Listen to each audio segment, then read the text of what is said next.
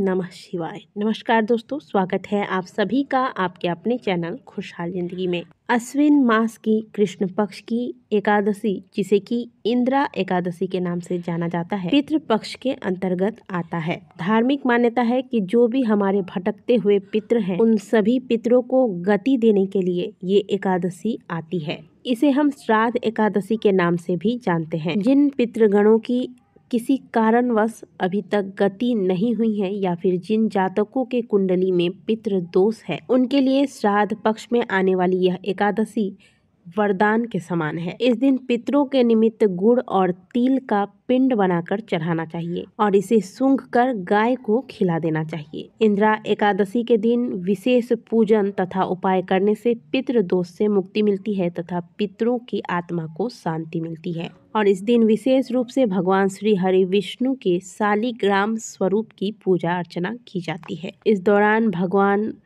विष्णु के शालिग्राम स्वरूप या फिर भगवान विष्णु की तुलसी पत्ते से पूजा अर्चना करनी चाहिए। घर में शालिग्राम जी को अवश्य स्थापित करके रखना चाहिए। इससे पितृदोष, वास्तु दोष हमारे जीवन से खत्म हो जाते हैं, या फिर यूँ कहें कि ये दोष हमें कभी लगते ही नहीं हैं। घर में कौन से शालिग्राम रखने चाहिए, इस पर विष्णु पुराण में बहुत सारी बातें बताई गई हैं, लेकिन संक्षिप्त में ये जान लीजिए कि अगर बात आती है पितृदोष की, वास्तु दोष की या फिर धन आगमन की बात आती है, तो फिर ऐसे में लक्ष्मी नारायण शालिग्राम सबसे अधिक दुर्लभ और प्रभावशाली माने गए हैं। नियमित रूप से घर में शालिग्राम की स्थापना करके पूजा पाठ करने से व्यक्ति को मोक्ष की प्राप्ति होती है, साथ ही हमारे पितरों को भी मोक्ष की प्राप्ति होती है। इंद्रा एकादशी के बारे में शास्त्रों में यहाँ तक कहा गया है कि इस एकादशी का व्रत विधि विधान से करने से मनुष्य को सदियों की तपस्या, कन्यादान तथा अन्य पुण्यों के बराबर फल को प्राप्त कर लेता है। इसलिए इस व्रत को रखना बहुत खास माना गया है, क्योंकि जो मनुष्य इस व्रत को रखता है उनके पितरों को नरक लोक से मुक्ति मिलती है तथा उनकी आत्मा को शांति मिलती है। और इसका साक्षात वर्णन सतयुग के समय की एक कथा में आता है। जब महिष्मती नगरी में इंद्रसेन नामक राजा राज करता था, उनके माता पिता का स्वर्गवास हो गया और एक बार उन्होंने सपने में अपने माता पिता को देखा कि वे नरक में रहकर अपार कष्टों को भोग रहे हैं। नींद खुलने पर अपने पितरों की यह दुर्दशा देखकर वह बहुत दुखी हुए और उन्होंने अपने पितरों को यम यातना से मुक्त कराने के बारे में सोचा। उन्होंने बड़े बड़े विद्वानों को, बड़े बड़े संतों को, ब्राह्मणों को बुलाया और उनके समक्ष अपनी स्वप्न को रखा और उनसे यह जानने के लिए आग्रह किया कि किस प्रकार से वे अपने पितरों को मोक्ष दिला सकते हैं, उन्हें यम यातना से बचा सकते हैं। तब उन्हें ब्राह्मणों ने बताया कि हे राजन, यदि आप अपनी पत्नी के साथ इंद्रा एकादशी व्रत का पालन करते हैं, इस दिन भगवान श्री हरि विष्णु के शालिग्राम स्वरूप की पूजा अर्चना करें, तुलसी दल चढ़ाएं, भगवान को भोग लगाएं, ब्राह्मणों को भोजन कराएं, उन्हें यथासंभव दक्षिणा दें तथा उनका आशीर्वाद लें, इससे आपके पितृ स्वर्ग लोक की ओर प्रस्थान कर जाएंगे। ब्राह्मणों की बात सुनकर राजा ने अपनी पत्नी के साथ इस व्रत को धारण किया। विधि पूर्वक उन्होंने इस व्रत का पालन किया। जब वो रात्रि को सो रहे थे तो उन्हें स्वप्न में भगवान ने दर्शन दिए और उनसे कहा कि हे राजन, तुम्हारे व्रत के प्रभाव से तुम्हारे पितरों को मोक्ष की प्राप्ति हुई है। तभी से इंद्रा एकादशी व्रत की महत्वता बढ़ गई। बोलिए सभी मिलकर श्री हरि विष्णु भगवान की जय। तो इस बार इंद्रा एकादशी तिथि का प्रारंभ हो रहा है 20 सितंबर रात्रि 9:26 पर तथा इस तिथि का समापन होगा 21 सितंबर रात्रि 11:34 पर। क्योंकि एकादशी व्रत में उदया तिथि की मान्यता होती है, इसीलिए यह व्रत 21 सितंबर को रखा जाएगा और व्रत के पारण का समय होगा 22 सितंबर प्रातःकाल 6:15 से प्रातःकाल 8:41 तक। दोस्तों, जो लोग भी एकादशी व्रत को करते हैं उन्हें 10वीं तिथि से ही व्रत के नियमों का पालन आरंभ कर देना चाहिए। इस दिन प्याज, लहसुन, मांस, मदिरा, बैगन,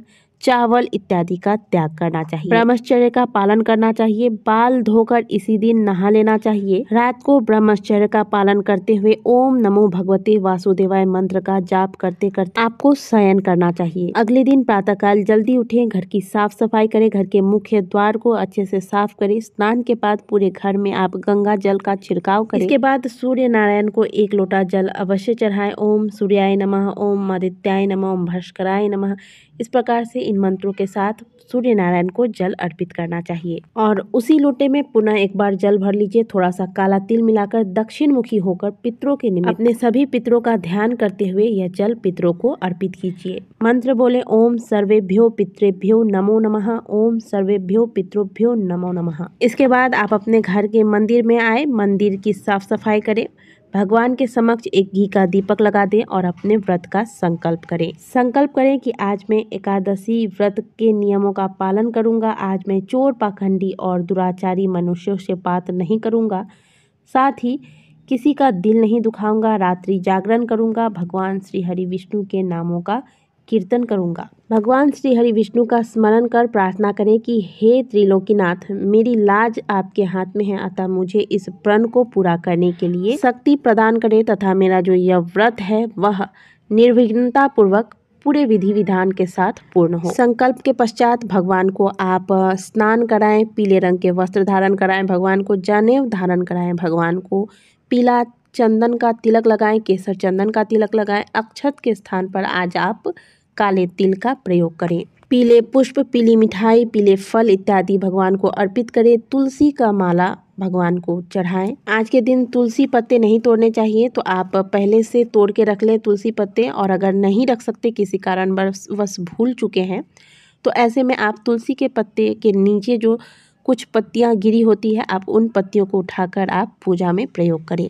इसके बाद गुड़ और तिल को कूट करके जैसे आप लड्डू बनाते हैं, इसी प्रकार से 11 पिंड तैयार करिए। छोटे छोटे से 11 पिंड आपको बनाने हैं। इसके बाद एक कटोरी में आप कर्पूर रख लीजिए। दोस्तों, कर्पूर के बिना कोई भी पूजा हो, आरती हो, सब कुछ अधूरा ही रहता है। यह आपके घर के नकारात्मक ऊर्जाओं को समाप्त करके यहाँ सकारात्मक ऊर्जाओं को एक्टिवेट करता है तथा साइंटिफिक दृष्टि से भी अगर देखा जाए तो इसमें वो गुण हैं जो छोटे छोटे कीटाणुओं को जो हमारे आसपास है, जिन्हें हम देख नहीं सकते, वो इनके प्रभाव से समाप्त होते हैं। तो एक पात्र में कर्पूर अवश्य रखिएगा। इसके बाद ओम प्रधान पुरुषेश्वराय नमः, इस मंत्र का कम से कम 1 माला आपको जाप कर लेना है, क्योंकि पितृपक्ष चल रहा है। पितृपक्ष में पितरों की आत्मा की शांति के लिए गीता के 7वें अध्याय का पाठ करना बहुत ही शुभ माना जाता है। तो गीता का पाठ करने के लिए आज से अच्छा दिन आपको पितृपक्ष में नहीं मिलेगा, क्योंकि गीता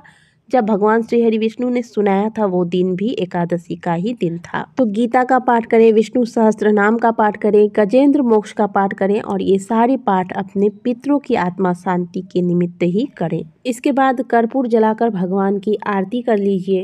अब आपने जो पात्र में कर्पूर भगवान के पूजा स्थान पर रखा था, इस कर्पूर को आप रात के समय यानी कि एकादशी की रात्रि को किसी पात्र में रख दें और इसमें 1 जोड़ा लौंग रखकर इसे जला दें। इससे घर की समस्त नकारात्मक ऊर्जाएं समाप्त हो जाएंगी। घर में सकारात्मक ऊर्जाओं का बसेरा होगा। यदि कुंडली में पितृ दोष है या काल सर्प दोष है, मनुष्य की तरक्की रुक गई है, तो ऐसा राहु और केतु ग्रह के वजह से होता है। और इन दोषों से मुक्ति पाने के लिए इस कपूर को पूजा स्थान पर रखे हुए कपूर को आप स्टोर करके रखते हैं और इसे आप प्रतिदिन प्रातःकाल, संध्या काल तथा रात्रि काल जलाएं। ऐसा आप पितृपक्ष में रोज करें और लगातार 40 दिनों तक आप करके देखें, आपको पितृ दोष से मुक्ति मिलेगी। इसके अलावा यदि आपके घर में आपको लगता है कि वास्तु दोष पनप रहा है, तो घर में जिस स्थान पर जो भी वास्तु दोष है उस स्थान पर आप यदि जलाना नहीं चाहते तो आप एक पात्र में इस कटोरी को लेकर